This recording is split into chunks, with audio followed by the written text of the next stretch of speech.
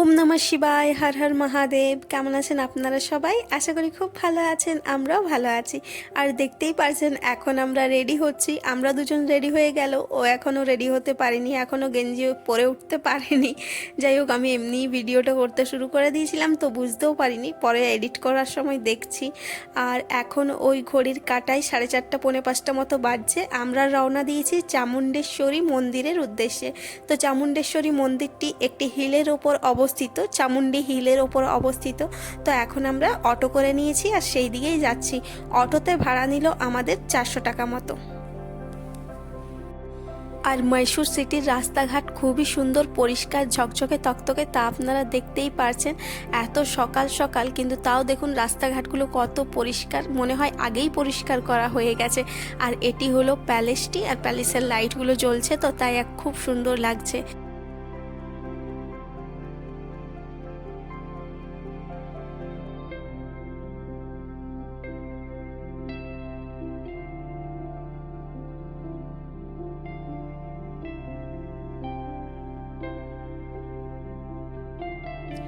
ওই মন্দিরের সামনে একটি চায়ের দোকান ছিল, ওখানে একটু চা খেতে দাঁড়িয়েছিলাম। যেহেতু হোটেল থেকে যখন আমরা বেরোই তখন তার আশেপাশে কোনো দোকান খোলা ছিল না বলে আমরা চাটা খেতে পারিনি। তবে এখানে যাওয়ার পথে আমরাও খেলাম। আর যিনি অটো চালাচ্ছিলেন তিনি বললেন এখানেই পাবেন চা, আগে আর কোথাও পাবেন না, কেননা এখন খুবই সকাল রয়েছে।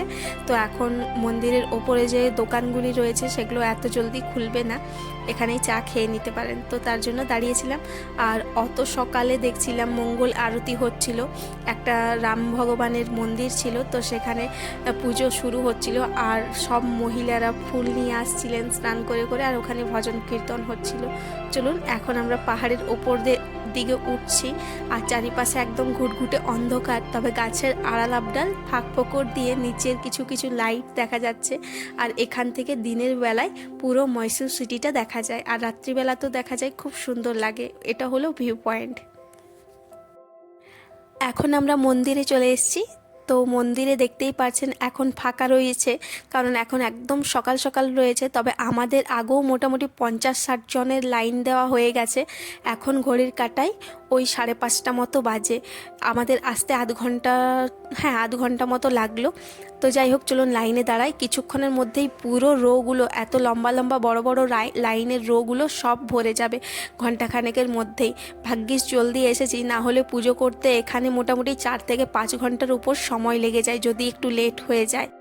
আর আমার হাতের ফুলের ডালাটা ছিল বলে ওকেই বললাম একটুখানি ভিডিওটা তুমিই করো। তবে আমাদের এখন পুজো দেওয়া হয়ে গেছে। এখন ওই 8:10-15 মতো বাজে। মন্দির খোলে ওই সকাল 7:30টার সময়।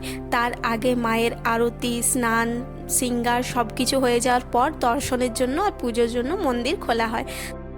চলুন মন্দিরের চারিপাশটা একটু ঘুরিয়ে দেখাই।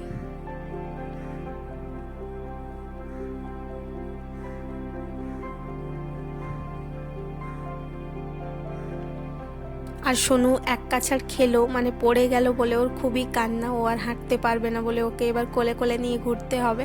আর মন্দিরের চূড়াটা দেখুন কি সুন্দর।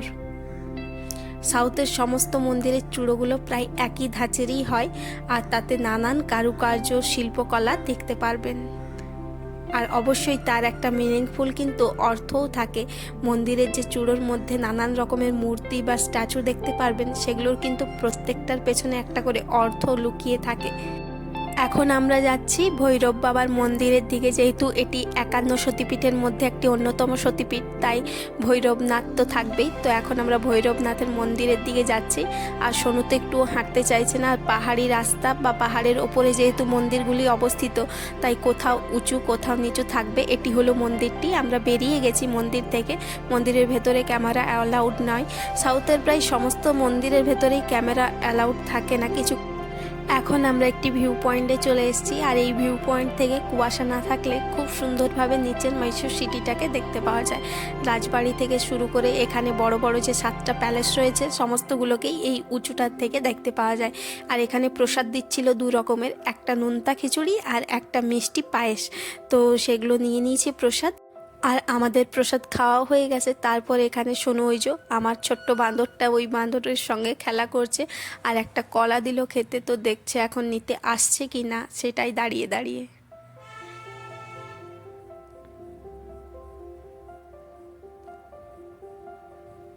আর এখানে অবশ্যই বাঁদর হইতে সাবধান, বাঁদরের থেকে সমস্ত জিনিস একটুখানি সাবধানের মধ্যেই রাখবেন, না হলে আপনার জুতো, বোতল, ব্যাগ, পার্স, চশমা এগুলো কিন্তু নিয়ে নিতে পারে।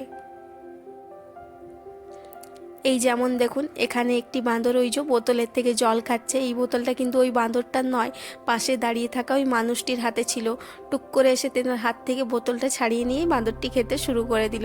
যাই হোক, এটি জল বলে তেমন কোনো গায়ে লাগার কথা বা কারণ নয়, তবে এখানেই যদি অন্য কোনো আইফোন হতো বা চশমা হতো, অন্য কোনো দামি জিনিস হতো, তখনই কিন্তু জীবনটি বেরিয়ে আসতো।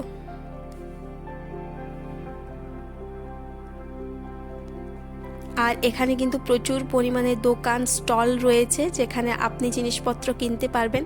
আমি তো সাজেস্ট করব মহীশূরের যেখানে সেখানে জিনিসপত্র না কিনে যদি আপনারা চামুন্ডি হিলসে আসেন তো এখানে এসে একবারে এক জায়গায় বার্গেনিং করে আপনারা সমস্ত জিনিসপত্র কিনতে পারেন।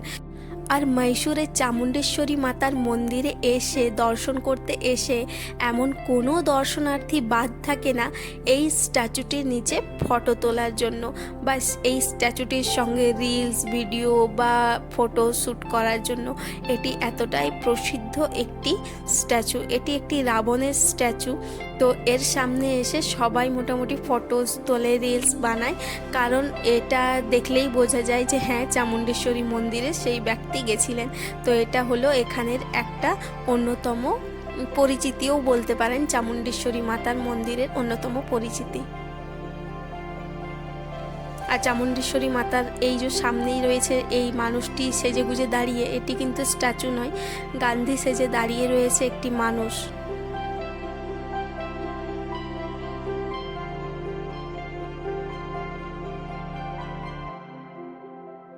সবাই ফটোস তুলছে, আমি তুলবো না? তাই ভাবলাম আমিও একটা দুটো ফটো তুলেই নিই। আর দেখতেই পাচ্ছেন এখন প্রচণ্ড পরিমাণে রোদটা উঠে গেছে, যেহেতু পাহাড়ের ওপর রোদটা খুব চোখে লাগছে।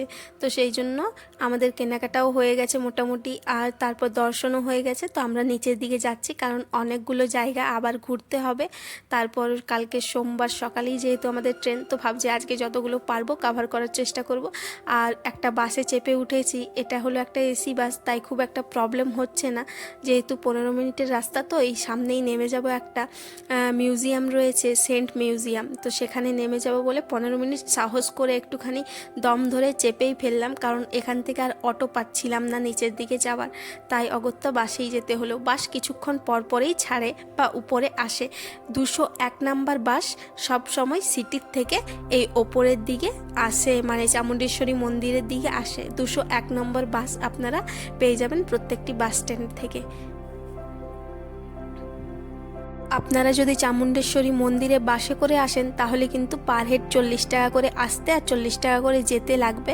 সেখানে অটোতে আমাদের নিল 400 টাকা শুধুমাত্র আসার জন্য, আর নামার জন্য আরও 400 টাকা করে নিত। আর মাত্র 15 মিনিটের রাস্তা, এই পাহাড় থেকে নিচে নামতে 15 মিনিট সময় লাগবে। তো ভাবলাম সেই জন্য আবার 400 টাকা না দিয়ে একটুখানি কষ্ট করে বাসেই চেপে নেওয়া যাক। তাহলে চলুন নিচের দিকে যাওয়া যাক। 15 মিনিট তো দেখতে দেখতে পার হয়ে যাবে। আর এখনও দেখুন নিচের দিকে কুয়াশা রইলেও একটু একটুভাবে শহরটা দেখা যাচ্ছে। ক্যামেরায় না আসলেও খালি চোখে তো সুন্দরভাবে দেখা যাচ্ছিল, বুঝতে পারছিলাম। তবে এখন আমরা যাব সেন্ট মিউজিয়ামে, যেতে যেতে রাস্তার মধ্যেই পড়ে। তাহলে চলুন আজকের মতো গল্পটা এখানেই রাখছি। পরবর্তী গল্পে সেন্ট মিউজিয়ামের ভিডিওটা আমি শেয়ার করব আপনাদের সঙ্গে। ততক্ষণের জন্য সবাই খুব ভালো থাকবেন, সুস্থ থাকবেন। দেখা হচ্ছে খুব শিগগিরই। আর শোনো, এই টয়েসগুলো কিনে বটে, তবে একবার বা দুবার এগুলো নিয়ে খেলে তারপর সমস্তগুলো হারিয়ে ফেলবে জানেন। যাই হোক, আজকের গল্পটা এখানেই রাখছি। Bye bye.